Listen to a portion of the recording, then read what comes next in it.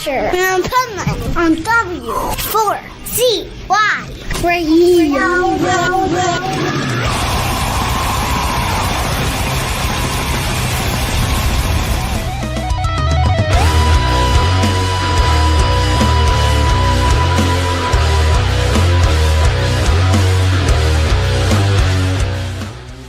This is the Pipeman here on the Adventures Pipeman W4CY Radio, and I'm very excited because we have, I do a lot of bands from Canada because their music is so good. I never really understand how you have artists in Canada that don't need 9 members in a band and that yet make a fuller sound than 9 members would.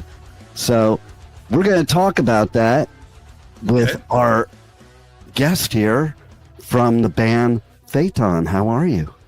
Very good. I'm very good. Thank you very much, Dean, for hosting me today. Hey, my pleasure. And yeah, it's so true.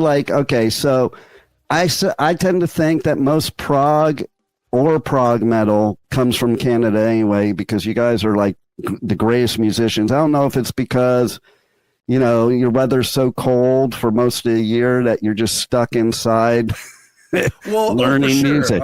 well, that's part of it. I mean, you have to realize that, we're not, an Antarctic wasteland or anything like that, but still with Canadian weather, you've got 5 months of winter and then you've got 7 months of bad sledding. And so again, that's the faster you can play, the warmer your hands stay. So, there you go.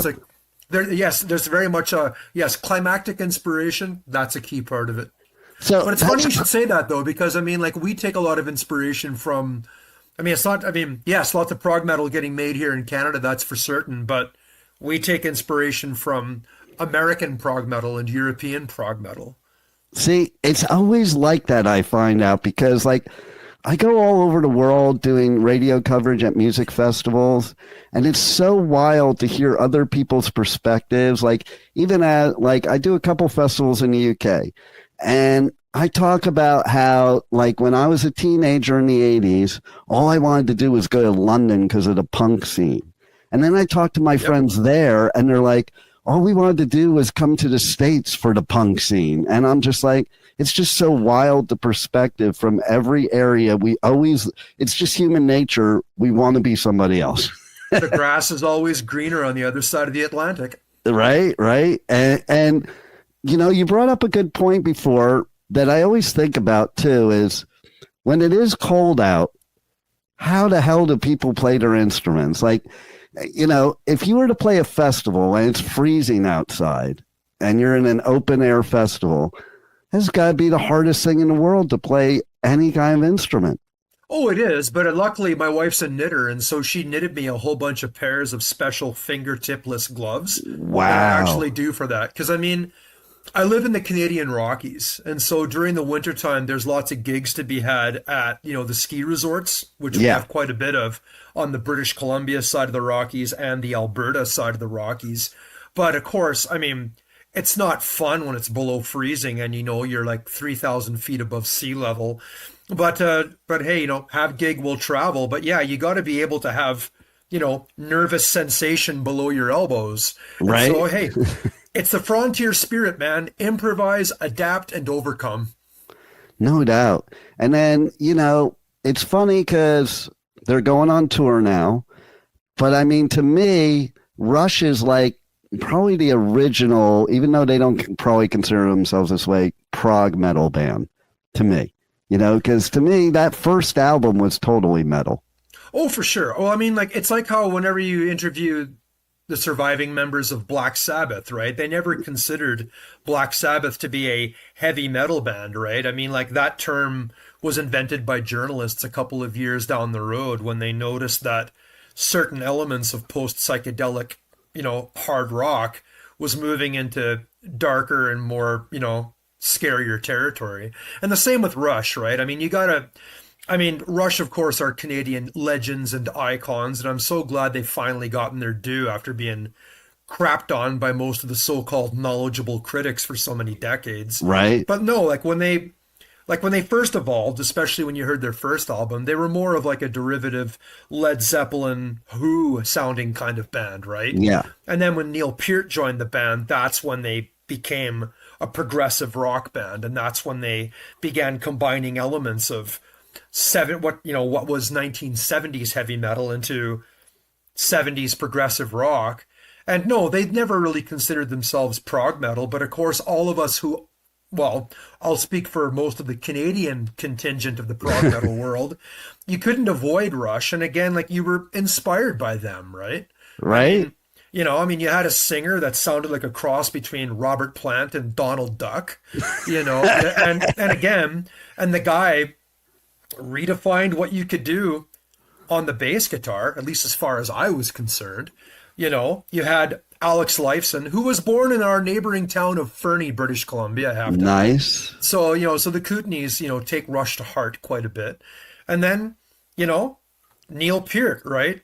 Like, tractor salesman by day, percussion god by night. Right. And so, yeah, I mean, like, especially like some of their albums, like, their late 70s work, like, like A Farewell to Kings and Hemispheres, those kind of albums were really their prog pinnacle. Moving Pictures as well, but but it's great because it talk about how fearless a band was. That was a band that was flying the prog flag in the late 70s, when most of the classic prog artists were getting their careers killed by the punk rockers, and and prog became a, dare I say, 4-letter word. Right. But no, hey, like, it's better now, right? I mean, with the 21st century and the rise of the internet, and now there's no more monoculture, right? Like, there's no more passing fads or phases the way it was in the 1990s, when you couldn't admit you were a heavy metal fan because all the grungers cut your throats, and it's like, and now it's like anything goes and everything goes, and there are huge worldwide audiences for any style of metal, whether you're a prog artist or a metal artist or whatever. And it's great. It's, musical democracy at work, and we love it. I love it too, because I do come from the gatekeeper shit. The 80s was the pinnacle of gatekeeping. Like, you couldn't like one band and like another band. It wasn't even just genre. It was like, oh yeah. Well, that kind of tribalism doesn't even exist much anymore. I mean, you do come across a lot of, like, uppity and annoying metal fans that, say like, I like metal and nothing else. And maybe to a certain point you can say that, because now there are so many divisions and subgenres of heavy metal that a lot of times it's hard to keep track. Yeah. But I mean, speaking from the point of view of me and the other guys who are in Phaeton, it's like, we don't want to be one-dimensional, right? I mean, like, if the term progressive rock means anything goes and prog is what you make of it, it's like, you can draw inspirations from anywhere you see fit, as long as you make it work. And yeah, I'm glad those gatekeeping days are gone too. It's just it's stupid. Like, I couldn't go to punk shows because I had long hair, and vice versa, and it was just like, it's just stupid. Like whatever you want to like. And for all those metalheads that say they only like metal, I call bullshit. Because if you really like music, there may be music you don't like, but there's plenty of different types of music you like, depending on what you're doing, your vibe, your feeling, whatever. Oh, I agree. Like, for example, Colin Wrighton, he's our drummer, and he's super, super good. I mean, we rely on him because, he's always glued to, what's being released on Bandcamp, every 3 days. And he's like, hey, have you heard Bludgeoned Coprophagist or something like that? And I'm like, no. And he'll say, check it out. But Colin's also a big Tom Petty fan, and he makes no bones about it. So, I mean, like, and you've got, Kevin Thiessen, who is one of our lead guitarists, and he's also our keyboardist. Like, he's huge into like the 70s prog bands and the 80s neo prog bands like me, but he also has a soft spot because he's a Genesis fan. He has no bones being a Phil Collins fan, right? Or Huey Lewis and the News or whatever. And yeah, you're right. When I was a junior high school kid, you couldn't have Metallica albums or Huey Lewis albums on the same shelf Otherwise, you just got torn apart. No doubt. But again, like, and you don't even need to be a prog musician or a metal musician. I mean, just be a music lover. And Yeah. you're gonna, and it's all subjective as far as your music tastes go, right? You're gonna have stuff you like and stuff you don't like. But ultimately, whatever you consider to be good music or bad music, it's entirely up to you. That's so true, because everybody has different tastes, and it should be okay. You should, as long as you like music. I don't care what kind of music you like. It's the people that don't like music I worry about. Well, no, like they're sociopaths. Right. Like, you got to stay away from those people. Otherwise, your severed head is going to end up in the refrigerators. No doubt, no doubt. And it's funny because I have a brother, his ex-wife, she didn't like music at all. And that's why she's an ex-wife. Right? And she was definitely very emotionless. You know, and that's what sociopaths are. I think that's music is all emotion and all passion, and like it's the best therapy there is. And as far as prog goes, to me, prog just means really good musicianship. That's really what it means to me. Well, and that's the thing too. And again, like, and here's how we get into, like, the four of us get into long conversations about this, right? Because a lot of times when we talk about our identities as a prog musician, and it's almost like we spend too much time defending ourselves, right? And it's like, right. But again, like, yeah, okay, you need, like, be good at your instrument. Just like be good at baking a cake. Be good at hanging a door, right? Like nobody wants to eat a badly cooked cake. Nobody wants to walk in and out of a badly hung door. And like nobody wants to hear awful music unless they're being polite at an open mic and and your friend's band is on stage and then you carefully say, "Hey man, good set." Right. But it's like but again, like there comes a time when the chops have to end and the music needs to begin, right? I mean, like it does. Here's the deal. I went to music school, whoop-de-doo. Okay, I went to the same music school that Kevin Thiessen did. And, we were like 10 years apart attending it, but still it's like, jazz was the curriculum because it was complicated and harmonically deep and all the rest of it. And I'm not a jazz fan. Kevin isn't a jazz fan. We appreciated the structure of it and gave, respect to the people who were doing it. And it's like anything else, right? When you're going to an art school, you take what you want and you leave the rest. Yep. And so it just made us better. Well, it made us better metal players.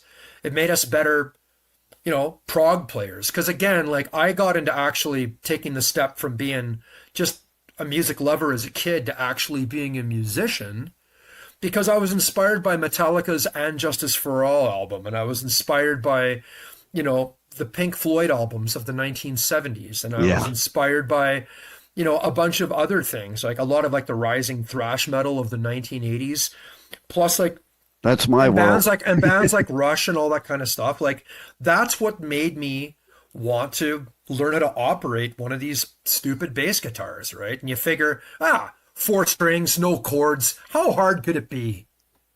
And then you find out how deep of a well it actually is. Right. But again, like, and I mean, I'm not the best bass player. I'm a good bass player and I do my best to play my best, but I'm also, you got to be musical. You got to be melodic. And when you're writing stuff like this, you have to have an idea for song structure and you have to have rise and fall. You have to have dynamic pulse.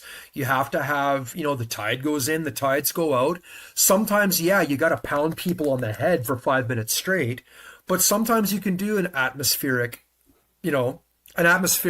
interlude or what have you.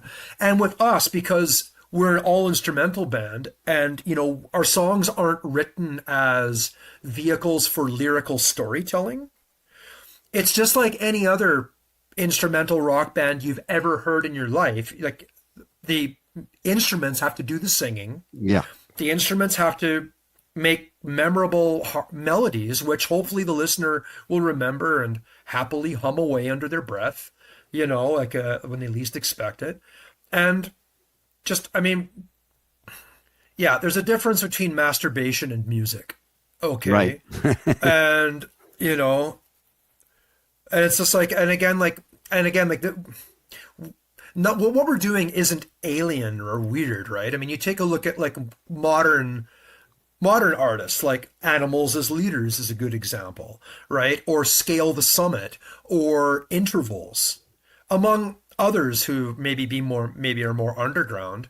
But again, it's just like if you have, I guess, yeah, if you have an ear for all whatever styles of instrumental music, but if you like hearing, rock band format, a drum kit, a bass guitar, two lead guitars, and maybe an occasional keyboard, then you've got a good chance of understanding what we do, and hopefully you'll go beyond just understanding what we do, and you'll just enjoy the music we write.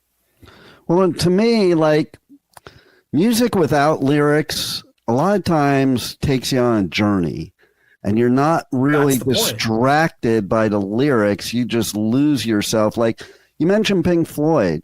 You take a lot of Pink Floyd and you'll forget there's lyrics because it'll go through this whole instrumental phase, and you're just like, you're off somewhere else. And then all of a sudden the lyrics come in, or like with Rush in 2112, it's like by time Temple of Syrinx comes into play, you've already been on a pretty long journey without any lyrics, type of thing.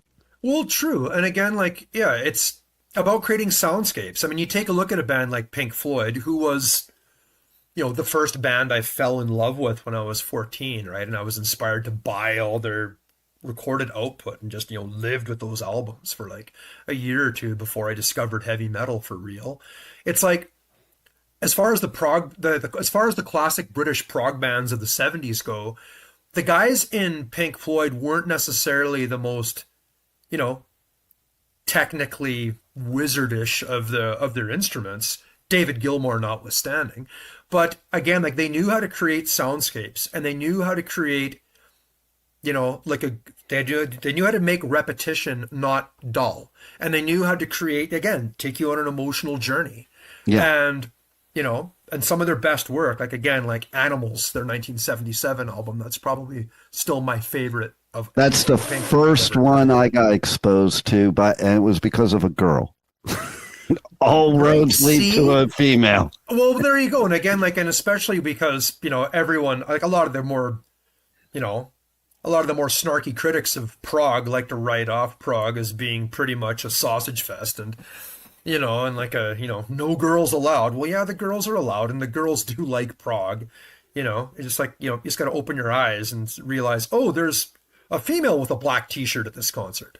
Not just guys with a black t-shirt at this concert. It's like, but yeah, Animals, stupendous, right? Like their angriest album, their fieriest album, their most politically charged album as far as the storytelling, again, like using Orwellian metaphor to describe the human condition. And yeah, it's like, again, like we're not adverse to singing. I mean, I sing well, and Daniel sings well. Daniel Erth, our other lead guitarist. But again, at the moment, we're just happy to let our instruments do the singing. And, and we've got lots of good music on this third album that we've just released. And, I gotta say, first of all, you mentioned jazz, and you mentioned thrash. And it makes me instantly think of that Megadeth could easily have no words to their music because Mustaine's jazzy metal guitar playing says a whole story in and of itself.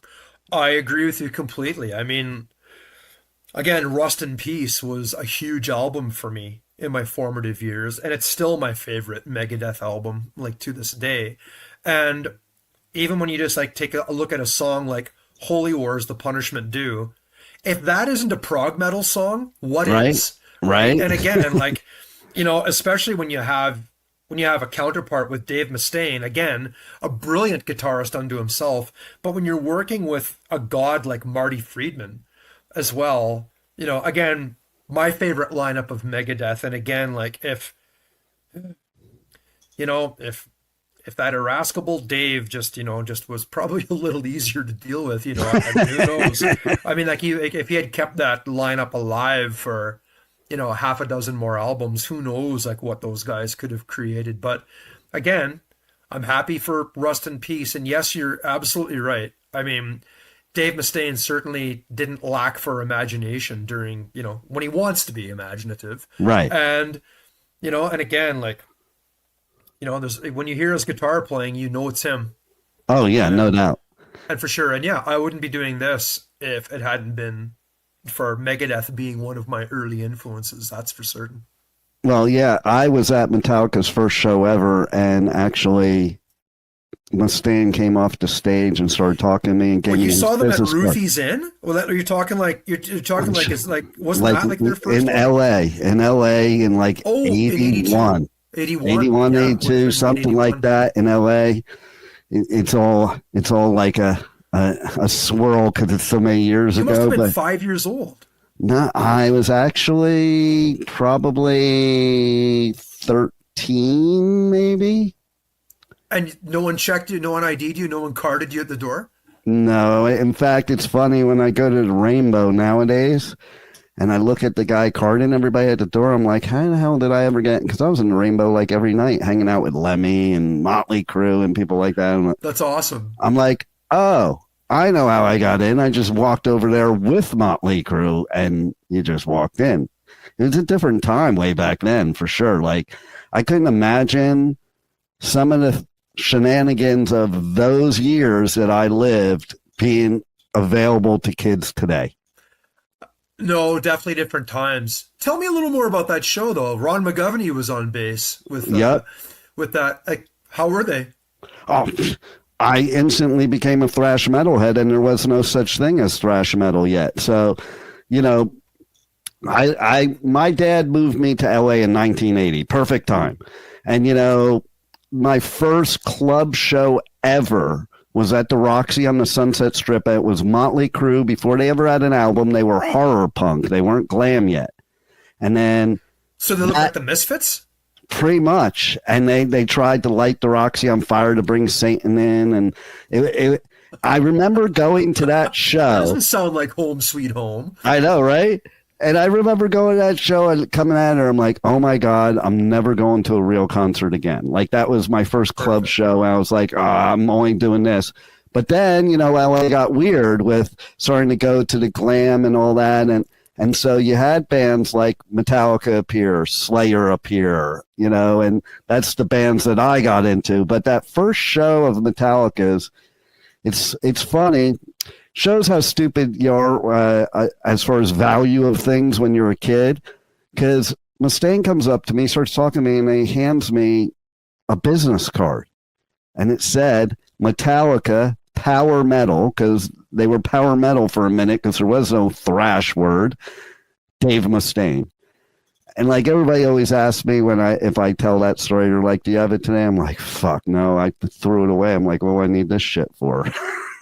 Because I was a stupid kid, but well, who knows? I mean, like you didn't know that you could sell that for $500 on eBay, right? There were only like 25 people at that show or something like that, They were probably opening up for London or a band like that. Exactly, and that's what happened is these bands had to play with the glam bands because there was nothing else in LA, and that's why they went to the Bay Area. I mean, I saw Stryper open for Slayer.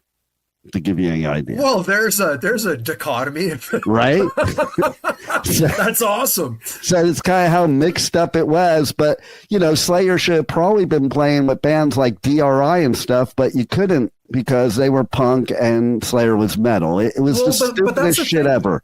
But that's the thing, though. The weird thing about how the origins of thrash metal were, because again, like they took like the ferocity and a lot of like the riffing like from hardcore punk influences, right? I mean, like you take a look at like when you listen to Kill 'Em All, there's a bunch of zitty 18-year-old kids who, you could tell they had Judas Priest albums and you could tell they had, Motorhead albums and all that.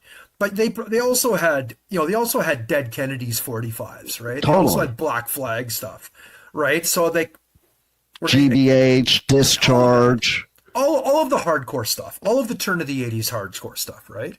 And I think about that too, when as far as like, when people talk about prog metal, and again, like a lot of people talk, they talk about it as sort of like this adversarial bastard child sort of situation where it's like, oh, prog plus metal, oh, east is east and west is west and ne'er the twain shall meet, you know? And it's like, actually, metal, especially metal, how it evolved in the 80s, it became prog's angrier cousin.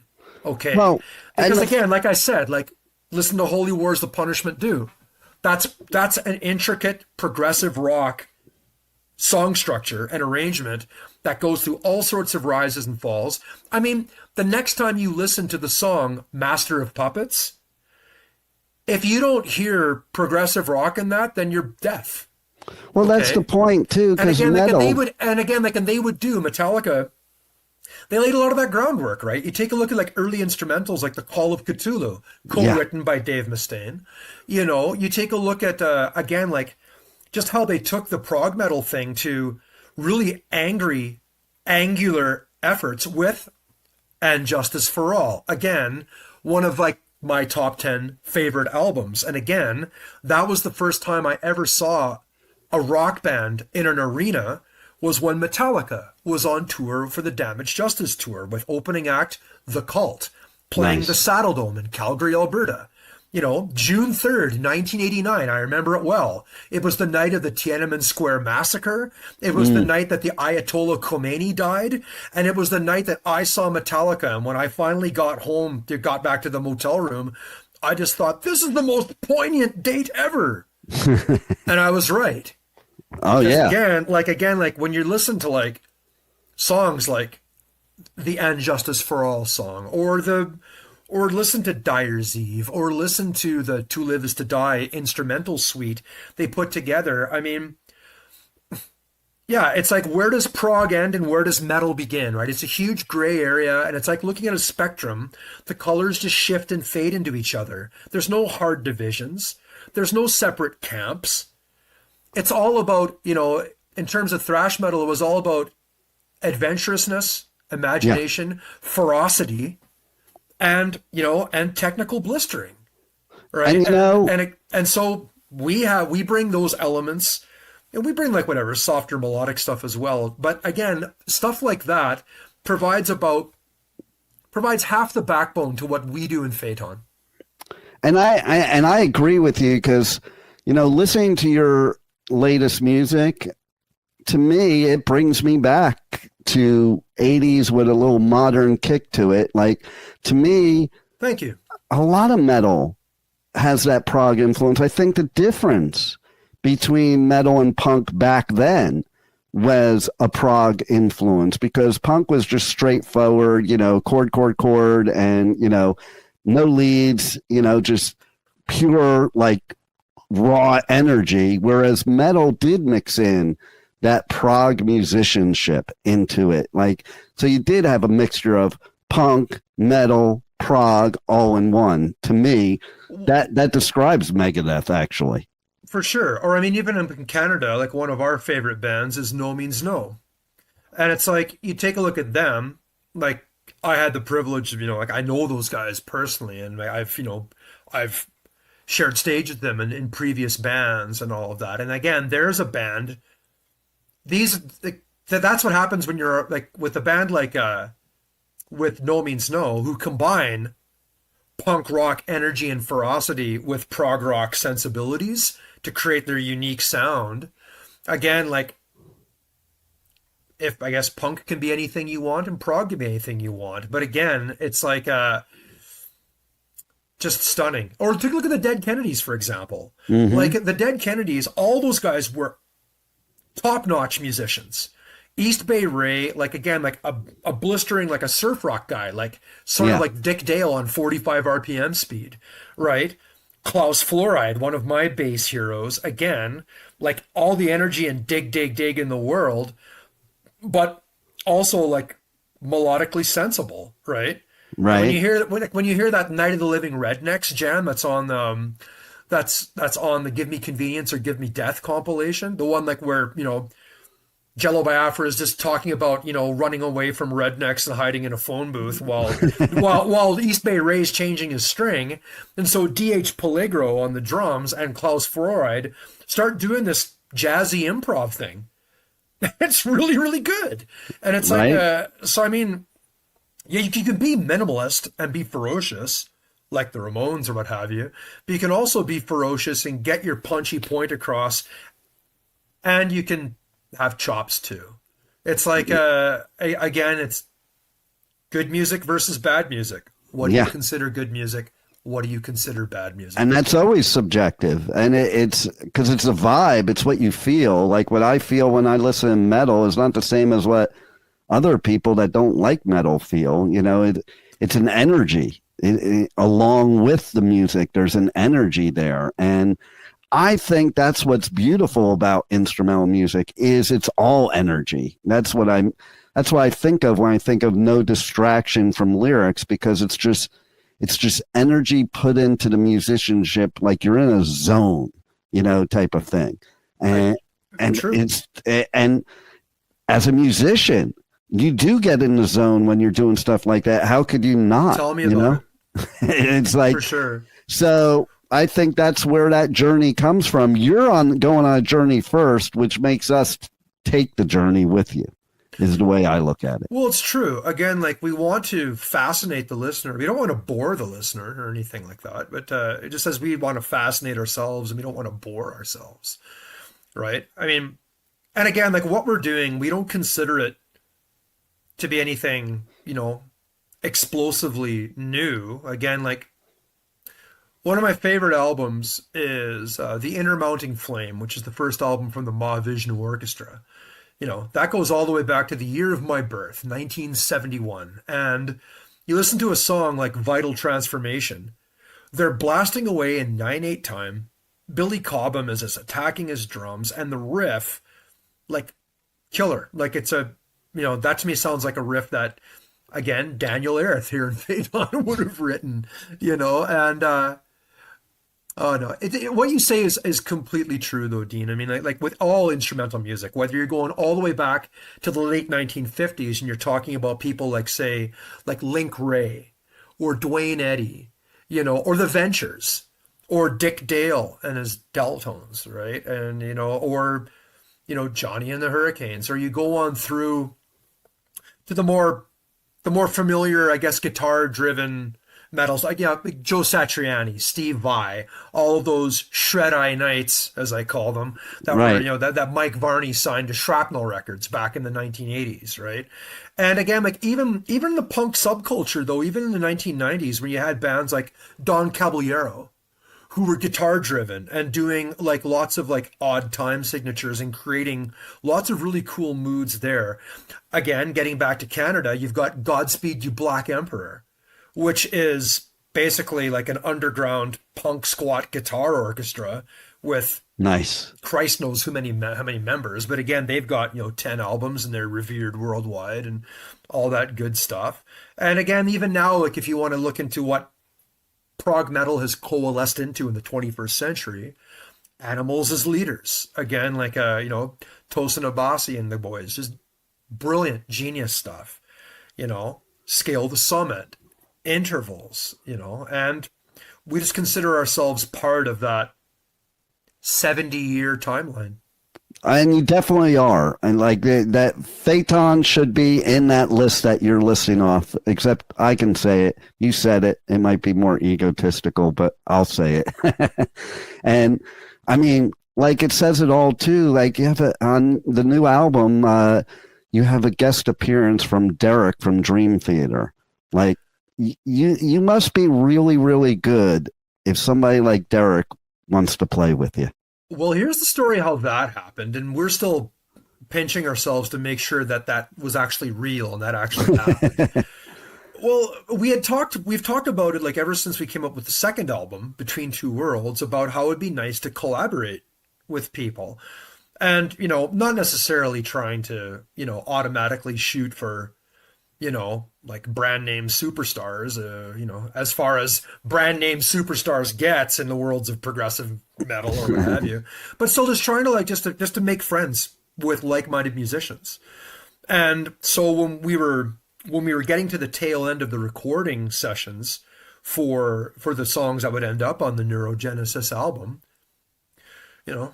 Colin Wrighton, our boy wonder, he decided to reach out to Derek Sherinian and just said, hey, would you, we're Phaeton. We come from a small town in the Canadian Rockies, and, we've always been impressed with you and the work that you've done over the years. Would you like to guest on our songs?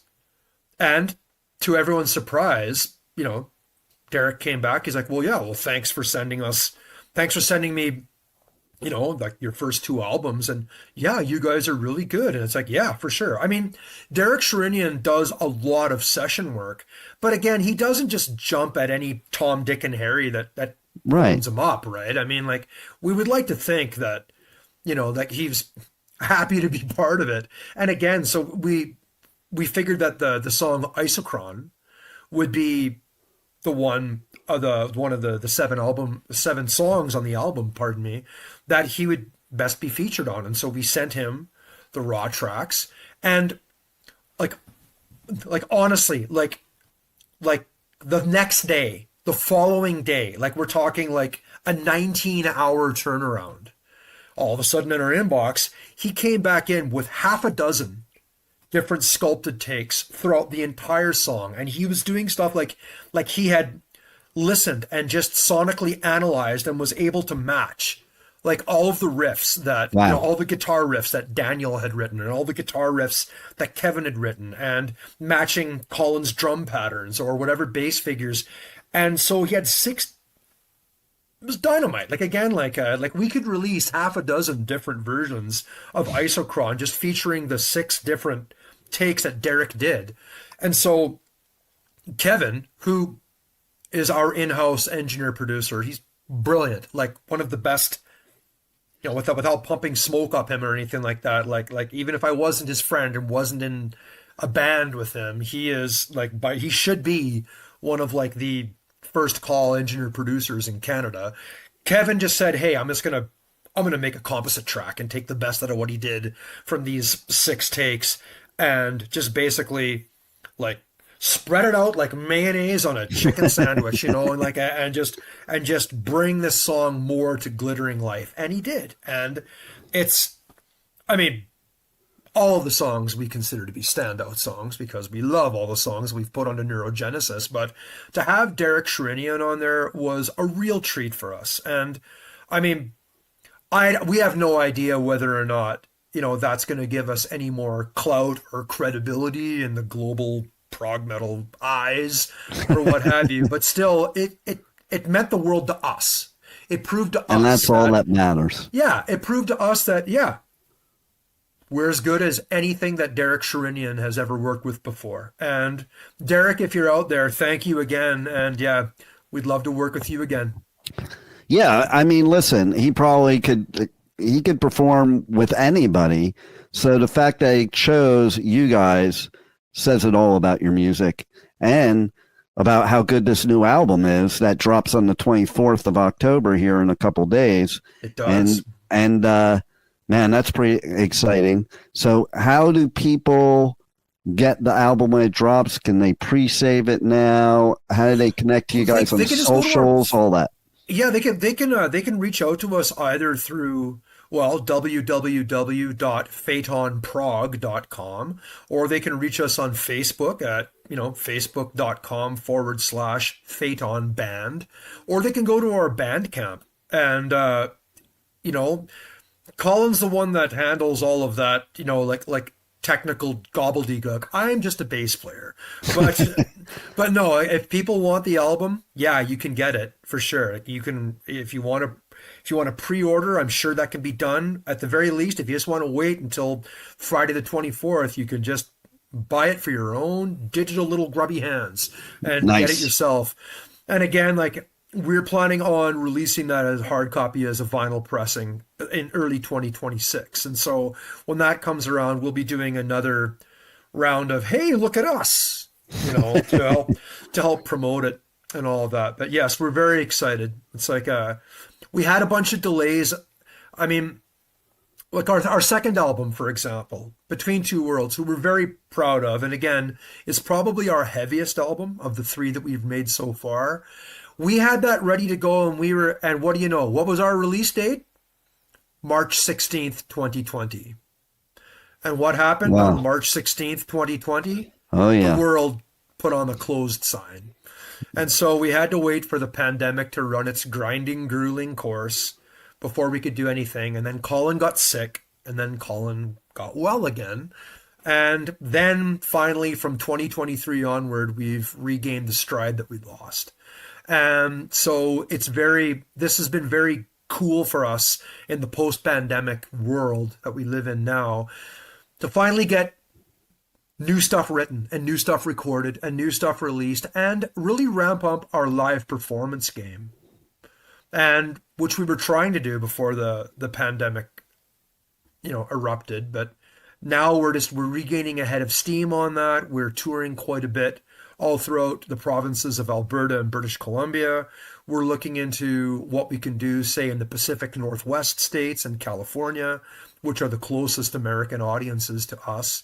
Yeah. And again, looking into European opportunities as well, because playing in Scandinavia and playing in Germany, we seem to be getting quite a lot of critical acclaim already. Nice. for advanced listenings and advanced reviews of Neurogenesis. And so, I mean, if we're gonna think about starving to death in a van trying to go to some remote town in mosquito-ridden northern Ontario, then we should see about starving in a van going into the mosquito-ridden wilds of northern Sweden. There you go. Or playing Vakken. Wouldn't that be nice? I mean, like we certainly want to throw our hats in the ring to play the local Vakken metal battles that happen in Edmonton and Calgary and Vancouver, and all of that. And yeah, I mean, with the stuff that we're going to be recording and releasing after Neurogenesis, which we're going to get hot and heavy with in the weeks and months to come, this is where we're probably going to end up shopping around to a label. Because we're at the point now where we need label support in order to do any grandiose stuff. And it seems to me that the people who can get picked for Vakken, even if you are just playing, a side stage at that massive, wonderful event, the ones that are on the label are the ones that get picked first for the team. Yeah, it's a true story. Well, you guys are good enough to be on a label. And now we just got to get it out there so that right label notices. And then, who knows, we'll go from there. Inside Out is one of our prime hopefuls. We wish to, as far as knocking on doors, Season of Mist, of course. These are the labels that I think would understand us the better. We've always talked about wanting to keep, we're control freaks. So we like to try and keep it. We're trying to keep it as much of an in-house cottage industry as we can, but there's only so much you can do in a day. That's what I love about Season of Mist is that they are really good to the artists and give the creative control over there. Well, and that's the thing. And they do really good stuff. Our friends in Anciients, the Canadian metal band, just won their second Juno Award for their latest album, Beyond the Reach of the Sun, and they're currently undertaking a very triumphant American tour. So anyone out there listening to this who sees Anciients pop up on their feeds, go check them out because you'll be suitably blown away. And they've been with Season of Mist for, well over 10 years and, no complaints from them. So good enough for Anciients, good enough for us, if they'll take us. Well, let's put it out there. I do a lot with them, so let's put it out there and we'll put that out in the universe. Then I could interview you at Hellfest or something. Yay! Wouldn't that be wonderful? Hey, right? Have a memorable event. We'll travel. There it is. Well, you guys definitely rock. Amazing musicianship, amazing music. Everybody has to pick up Neurogenesis or else they can't listen to my show anymore. That's right. And I have a trivia question for you to end the interview, only because you're a bassist. Okay. I asked the same trivia question to every bassist. Only one has ever gotten it right, and that was literally a couple days ago, and it was Will from Collective Soul, and he got it first guess. Okay. So, yes, I am gainfully employed. Is that the question? No. Oh, okay. So, okay. You ready? Sorry. Yes. Okay. I'm ready for the actual bassist question. who is one of the most famous bassists in history that was not a bassist and had to be a bassist because there were already two other guitarists, so he drew the short straw and had to be the one that became bass? Paul McCartney. Nice. No hesitation there. And speaking of Paul McCartney, I mean, like, you want to talk about the Beatles being, you know, some of like the big bang progenitors of what became progressive rock when they started getting out of their Beatlemania stuff and moving into their more psychedelic, experimental stuff during the second half of their career. You take a look at Paul McCartney as a bass player, and again, if that isn't prog, I don't know what is, because I mean, before Paul McCartney, like most rock and roll bass players were just juggling away on blues patterns. Right. But Paul McCartney came from he was a piano player as well, right? And his dad was a well-known jazz band leader in Liverpool. And so when Paul McCartney would play his bass, he played it with the sensibility of a guy using the left hand of a piano. Nice. And I didn't know that. And it blew my mind when I heard about, you know, they wasn't originally a bassist, because I was a Beatles freak from a young age. And you know what? I could tell everybody. Stuart Sutcliffe was the original bass player for the Beatles. There's a really good 1993. Have you ever seen that 1993 movie Backbeat? I'm pretty sure I have, because I remember seeing a Beatles movie all about Stu. You know, well, and that's the one. Like, it takes place like in Liverpool. I'm not in Liverpool. They're playing in Hamburg, right? It's during their Hamburg days from like 1960 to 1961, when they're playing 8 hours a day, every day, and they're all jacked up on Preladins and beer in order to keep the energy going. And yeah, Stu Sutcliffe was the bassist, but he left because he was an artist, a visual painter, more than he was a musician. And so McCartney, he drew the short straw, but luckily for the popular music that happened from 1963 onwards, we're all lucky. Oh, yeah. Paul McCartney drew that short straw. Yeah, because now that I know it and I listen to Beatles songs now, like I listen to it and I'm like, oh, I hear it. You know, like I didn't really notice till it was told to me, and then I re-listened to Beatles music. I'm like, wow, like he played the bass like a guitar, basically. Well, yeah, because he wasn't hovering on roots, which is important when the song calls for it. Again, he was spelling out, scales and melody and spelling out the chords and being fearless all across the neck, right? I mean, that's the thing. Like, once you actually realize that about Paul McCartney, you go back and then you listen to something new in the Beatles songs all over again. Yeah. So, yeah. 100%. The shortest straw was drawn for him. There it is. And the longer straw is drawn for Neurogenesis, because, again, everybody's got to get the album or they can't listen to my show, and they'll draw the shortest straw and be kicked off my show. So you see, people, if you want to keep listening to Dean, buy our album. There it is.